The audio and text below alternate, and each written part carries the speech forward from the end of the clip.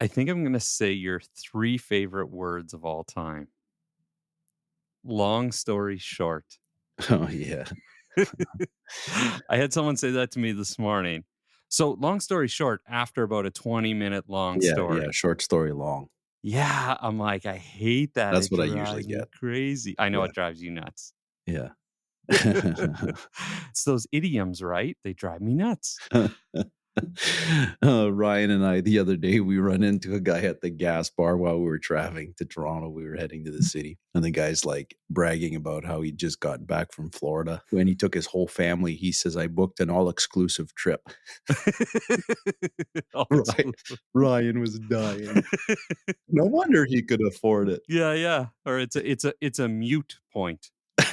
And I'm like, no, it's not a mute. You didn't push the mute button. It's a moot. Mute point.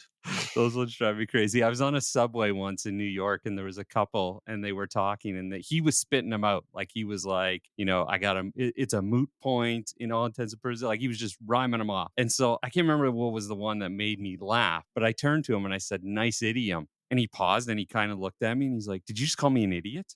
His partner laughs. And I'm like, well, I wasn't, but now I am. Yeah. Then he went back to like air fighting someone on the sidewalk, right? Exactly. Because he was that crazy. Yeah. Listen, idioms are not rocket science. There you go. All right, let's bite the bullet on this and get this podcast rolling. Yes, please. This is Taming the Hustle. Or something of the sorts. Everybody wants a piece of me. I am a lonesome man making history. They say we're all just raindrops in a stream.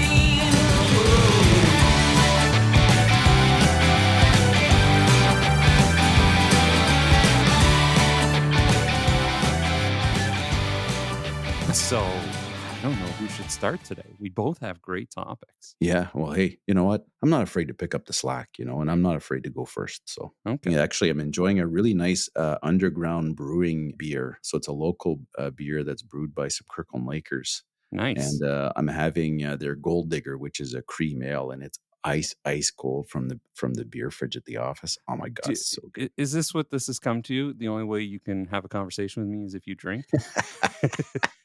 It's just the right time of day.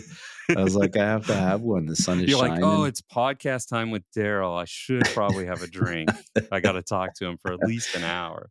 Hey, you're doing some road recording. You're the one who should be drinking. Yeah, I should be. You know what? And my parents listen to this. So I got to be very, very, very careful because I always hear about everything anyways. Well, I can But, hear the dishwasher. Yeah, you can probably hear the dishwasher in the background.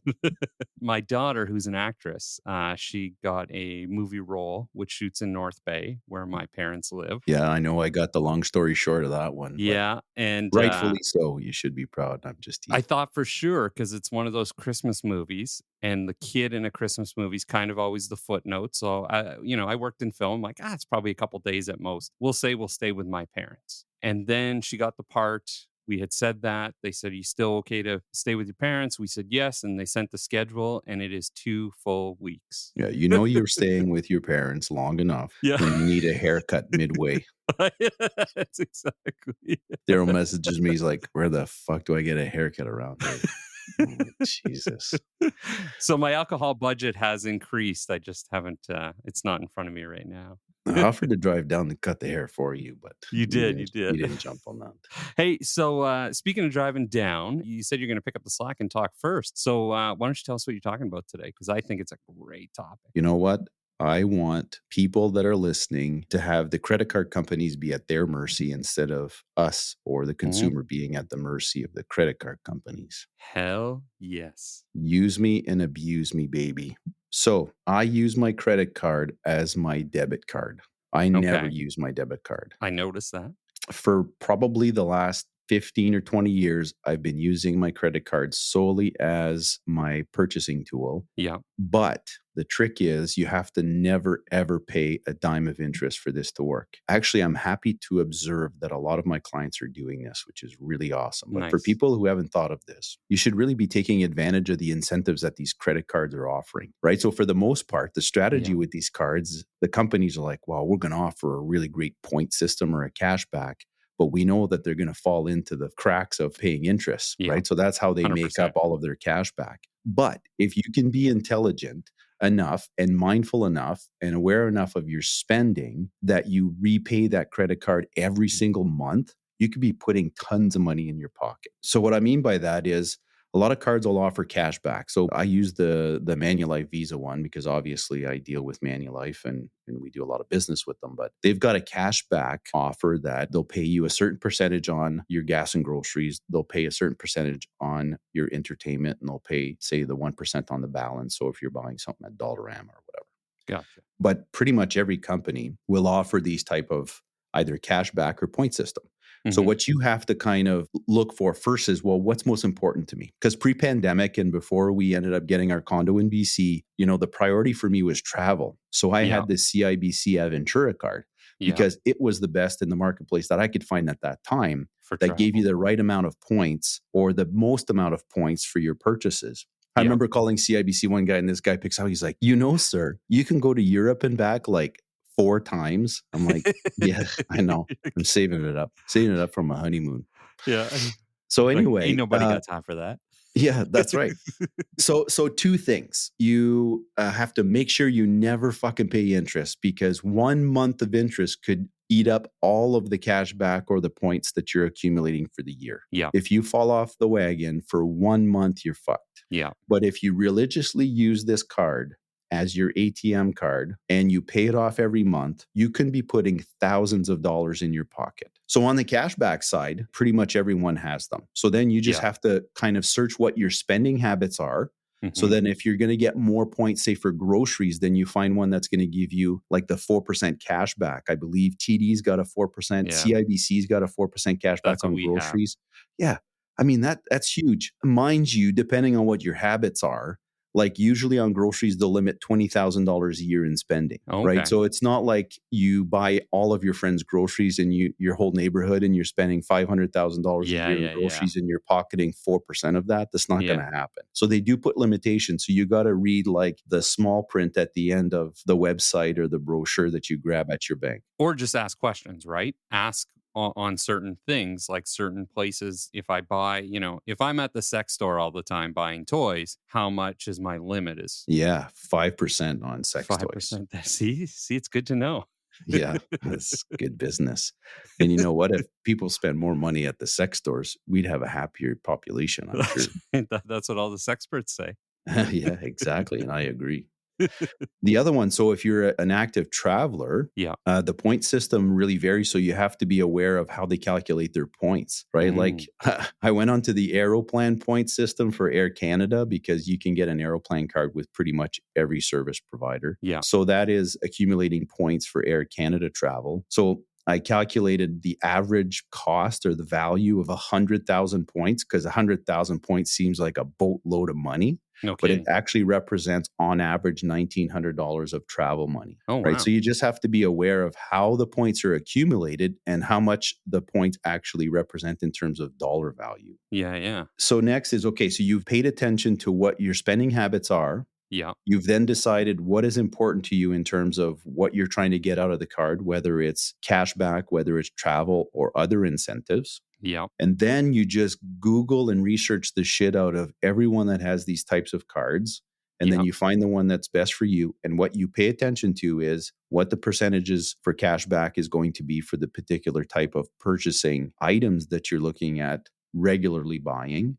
Yeah. And then also looking at what the limitations are, because you may have one that says, okay, well, it's 4%, but it's only for the first 5,000. But if you can find something that's 3% for the first 20,000, you may be better off with that one, depending For on how sure. much you actually spend. And then understanding your point system is really important as well. And then lastly is a lot of people, and I hear this a lot, is like, oh, well, you know what? I went with the no annual fee card. Yeah. That doesn't always work, right? Because sometimes when you pay that extra $75 of annual fee or $120 or whatever it might be, Yeah. you might end up getting, say, 1% more, or you might actually have those limitations increase so that instead of spending the first $2,000 on groceries and you get 4 back, you might be able to spend $5, $10, or $20,000 more on groceries and get the full 4% back on all of your purchases. Yeah. So Yeah. if you do Yeah. the math, I know it takes a little bit of time and it's going to absorb probably an hour or two of your life. But if you end up putting, $2,000 to $5,000 a year in your pocket, For sure. absolutely fucking free instead of using your ATM card, then why wouldn't you?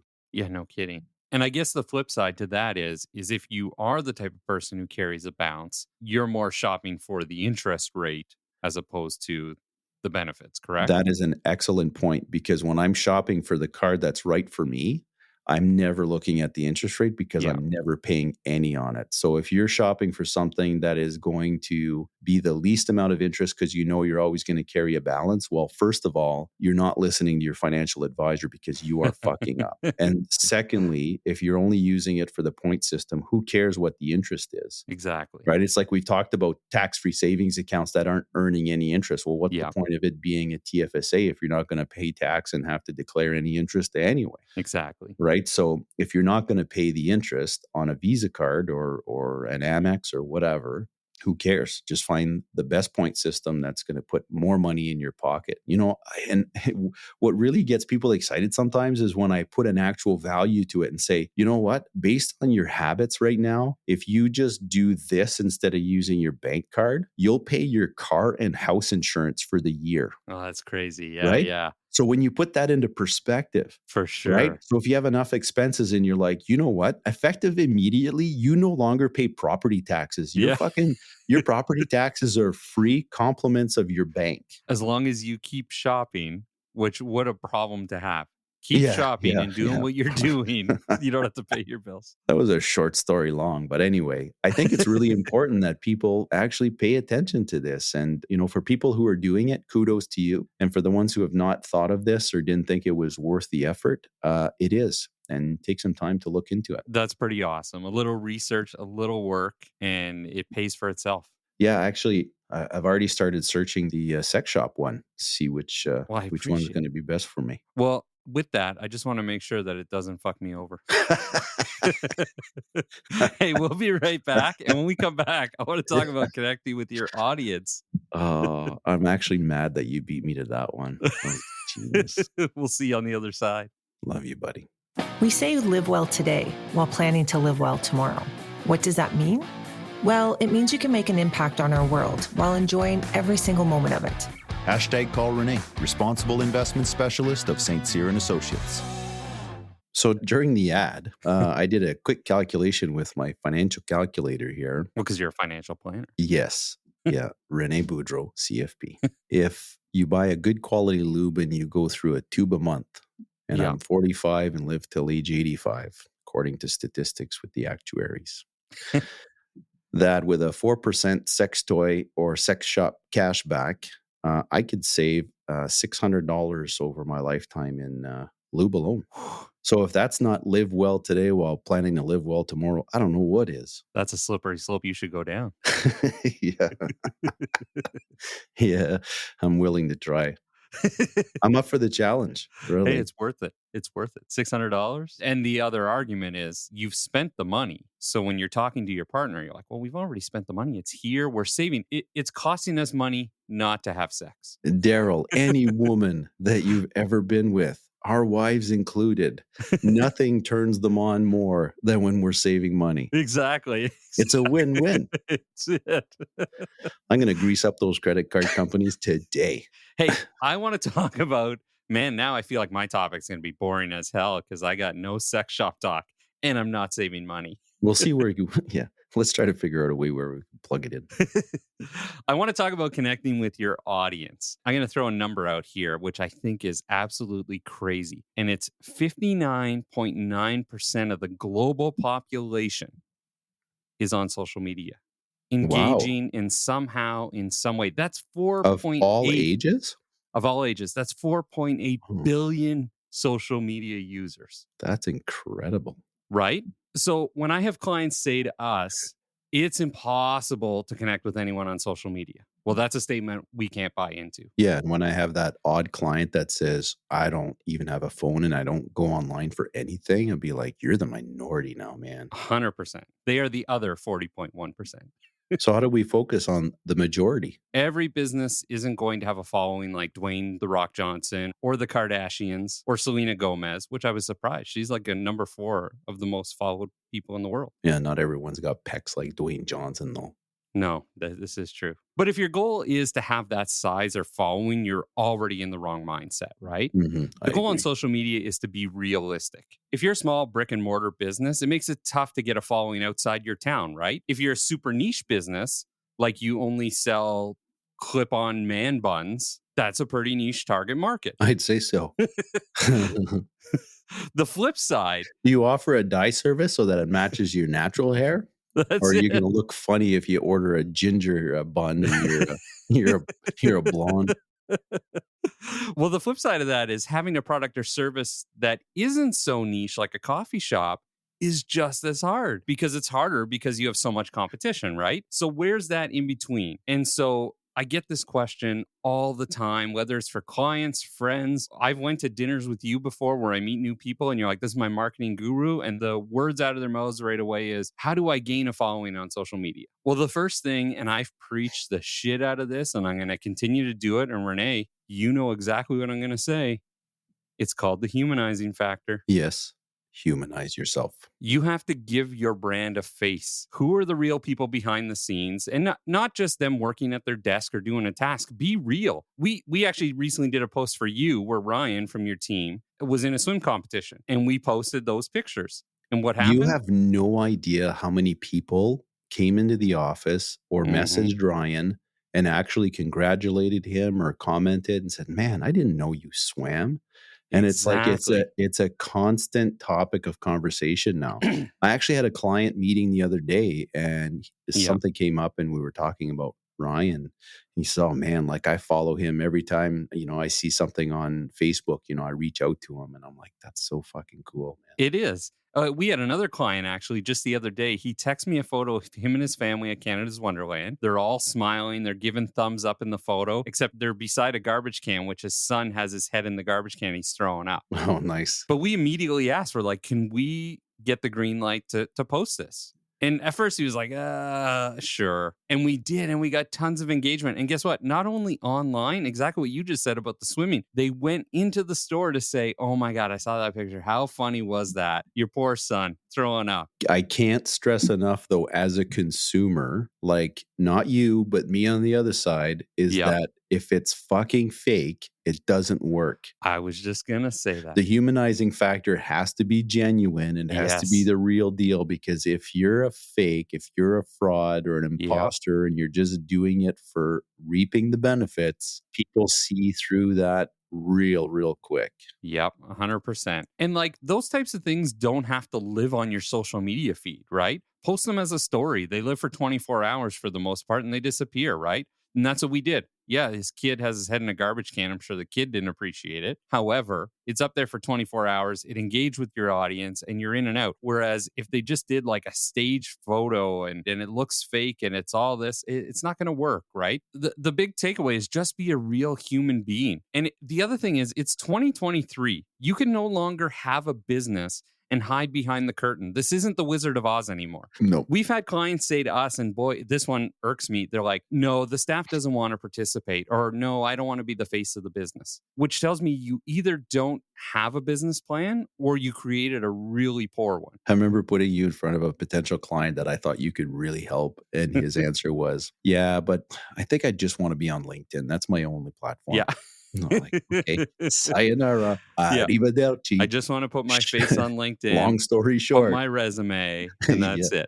Yeah. And again, it's 2023. If you have staff who says, I don't want to be part of this, or you're hiring people, that should be part of your hiring process. You should be telling them you are going to be the face of the business, and that is part of your job. I see it all the time with corporations and smart business owners, to be honest. Employees get their list of duties and their contract, and it says in plain writing their willingness to put their face to the brand. Yep. And they agree to any photos or videos taken for marketing purposes, right? So when a business tells us no one wants to participate, our response usually is, that we'll do our best, but we can't reach the goals that they want. Simple as that. Well, I'd also like to add that if your team doesn't want to participate or don't want to be the face of, your office or your business or your brand, Mhm. it's probably because they're not really vested in what you're trying to do. Like if you have a Exactly. vision and you're passionate about your purpose and you have a clear purpose, if your why is clear in your organization Yeah, and you have your team members that don't want to be part of the why, well, they probably don't belong with you. 100%. Doesn't make them bad people, just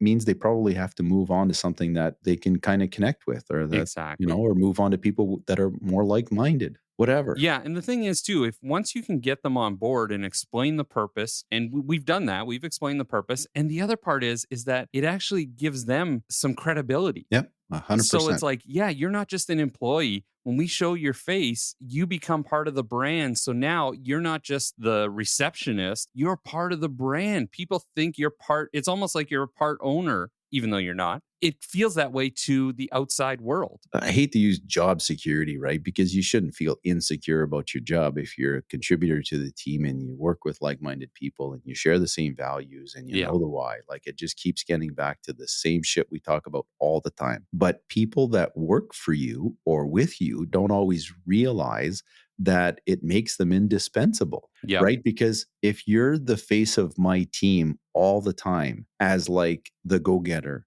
as the doer, as the humanizer, how am I going to fucking make you disappear tomorrow? Right? Yeah. It's like, what happened to Exactly. Daryl? Yeah. 100%. Great point. He went next door for $1 an hour more. Like that doesn't fucking happen. You got to create a real team. Again, you got to be Exactly. legit. Humanizing has to be genuine, can't be fake.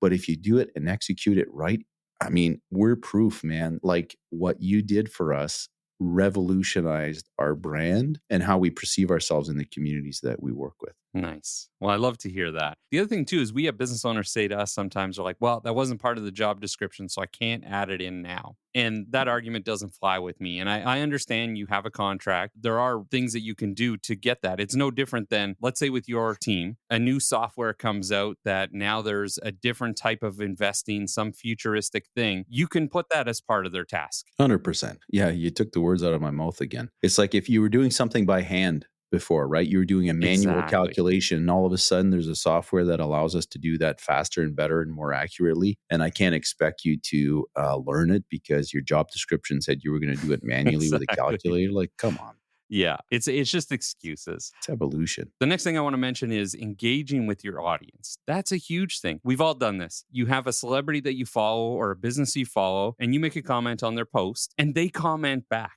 Mhm. And the first thing you do is like, holy shit, they commented. Yep. Like, I even do it now. I've worked with celebrities. I don't get starstruck, but sometimes Zach Braff did it not too long ago. He liked one of my comments I made on his post, and I screenshotted that Zach Braff liked my post, and I sent it to you. And I'm like, crazy, Zach Braff liked my post. Sweet. Yeah, it's a feel good thing that people, it's the feeling that people care back, right? So Oh, 100%. And it's not just on your profile that you have to engage. Use keywords and find people in your target market and like and share and comment on their stuff. The more you do that, eventually you're going to gain those people as followers, which means you're eventually going to gain them as customers or clients. and none of that happens overnight. I mean, you have to have a certain No. level of patience and perseverance to make sure that this works for you. 100%. The last tip, just so we can get out of here at a decent time today. Just the tip. Let's just get the tip, is optimizing your captions. I've bitched so much about Facebook and Twitter and Instagram and TikTok and how they're constantly changing their algorithms on a daily basis. But your caption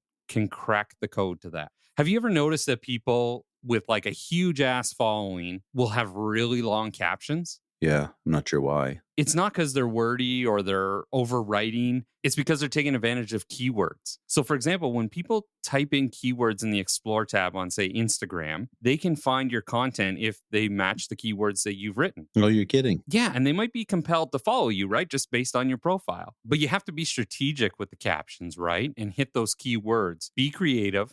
Don't just write keywords. That's boring if it's just one word after another. Tell a tiny story in your caption and strategically plant those keywords. And the same goes for hashtags. Be selective, but on point. Hit the right hashtags you want. Don't go insane with them, but don't use words in your hashtag. Like the one thing that I always find funny is people will say Hashtag I own 47 pairs of sneakers. Well, that is so specific. No one is going to find that. Just hashtag sneaker. That's the only hashtag on the whole World Wide Web. Exactly. Yeah. It's like hashtag I own 47 pairs of sneakers. Yeah, 47 and a half because I lost one Exactly. sneaker one night That's on a drunken right. stupor. So you have to keep it simple, but be creative and strategic. If you're going to take one thing away from today, be human. Who you are, engage with the people who are following you. And remember, it's 2023. Time to pull back the curtain. Actually, no, it's time to take down the curtain. I agree. Like my older brother Dan would say, you be you, boo. You be you, boo. We'll be right back. You're the boss, applesauce. I got 99 problems, but my... Don't you dare swear those next lyrics. Chill, Mom. Got 99 problems, but my plan ain't one. Instead of rapping like Jay-Z, plan to live like him. Hashtag call Renee, certified financial planner of St. Cyr and Associates. So here's the thing. So you talked about taking advantage of credit cards instead of them controlling you. And I talked about how to connect with your audience, which in turn is going to make you some serious money. But I want to talk about money, free money, real free money. Show me the money. Show me the money. I want to hear it louder, Daryl. I want to hear it Show louder. me the money. Show me the money.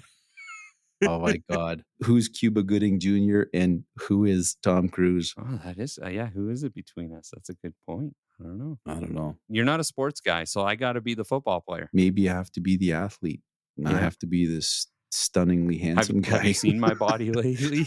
I clearly am an athlete. Oh, I'll be either one of those. Would be a compliment anyway. Since that's only in my dreams, that's what I want to talk about today. I want to talk about lottery dreams because I hear this all the time, right? I bought a lottery ticket. If I won the lottery, I would. You have a better chance of getting struck by lightning, and people still aspire to win the lottery. Oh my God. For People buy sure. tickets religiously. It's crazy. What I'm gonna ask the question because I asked this when someone says, "Oh, if I won the lottery," I'm like, "Okay, what would you do? What would you do if you won the lottery?"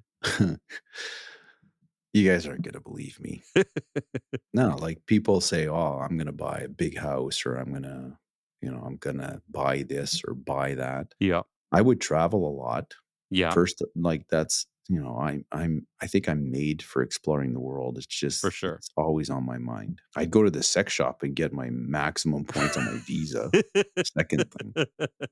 But you know what? I'd become a developer. Oh, The building that's next to my place right now that we're renovating is it's such a shame that it's not being utilized. It's more or less abandoned. And it's probably like, I don't know, a $10 million project to renovate. But a lot of my clients that are, say, in their early 70s, mid 70s, they want to give up their house because they don't want to maintain, the yard, have to do all of the yard work, the lawn maintenance and all of that I've had stuff. this conversation with my parents who are of the same age. And they don't want to go to the seniors home because they're not fucking old. Exactly. Right. And there seems to be pretty much across Canada a huge deficiency of the in between. Exactly. So this place could probably house, I would say, 20 beautiful condo units that we could sell. And I would develop that to be a really nice upscale adult condo unit, tons of parking, beautiful location, close to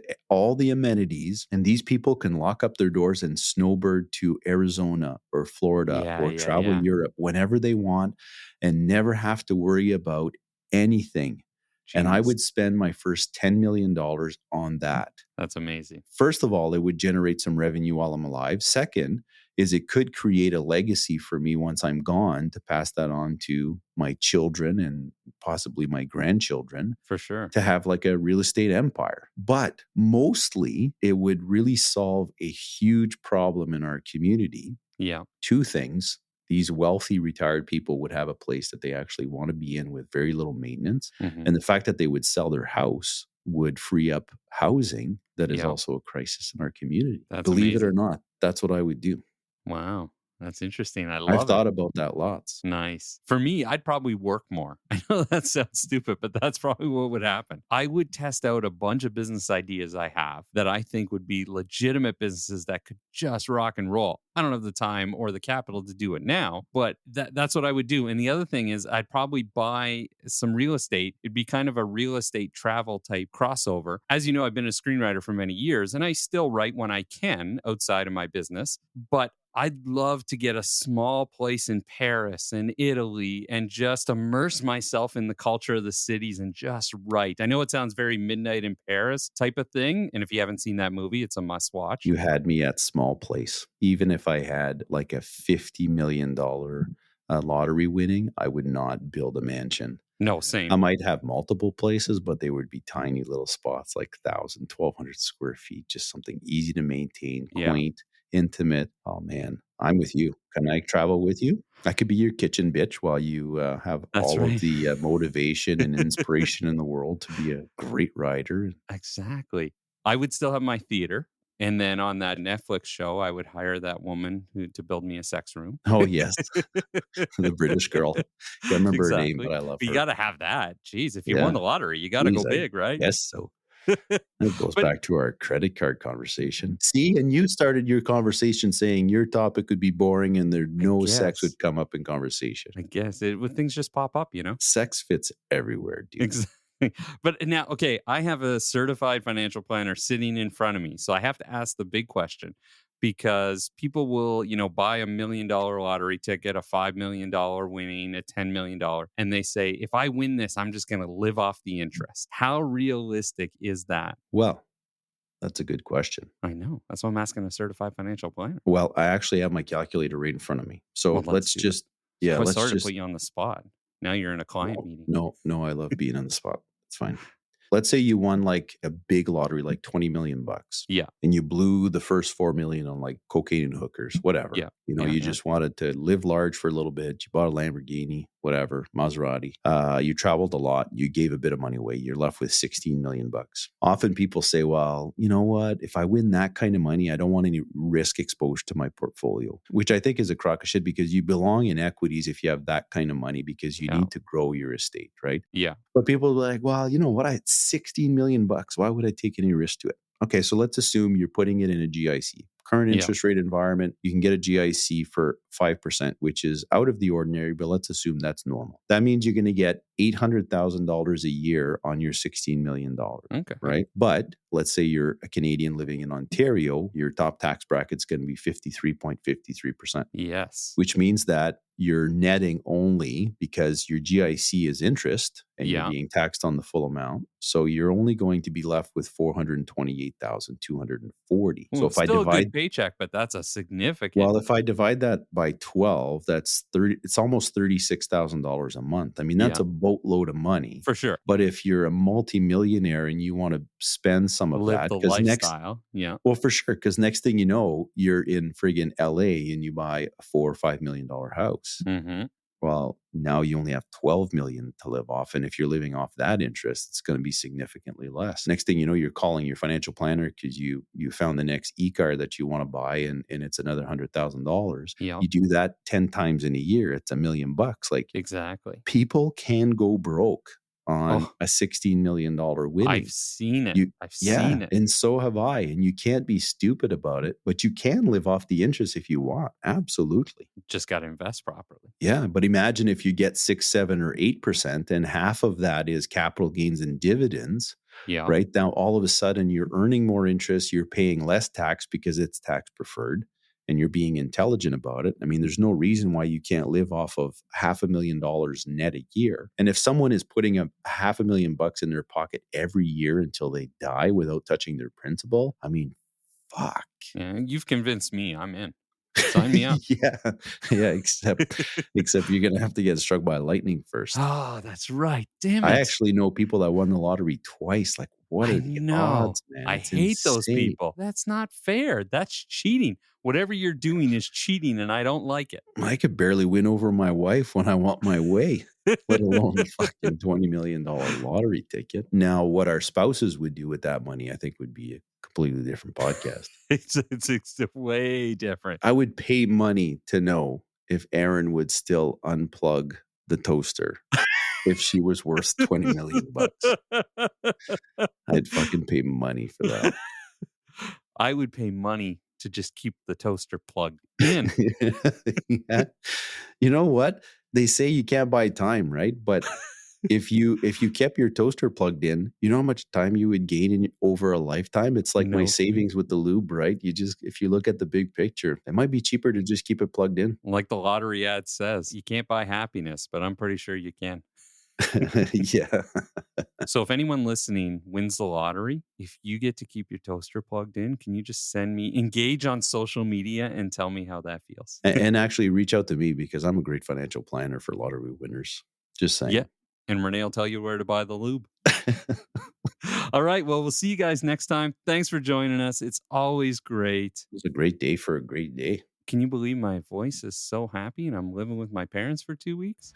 Yeah, that's right. Maybe I've gone crazy. We'll see you guys next time. Ciao.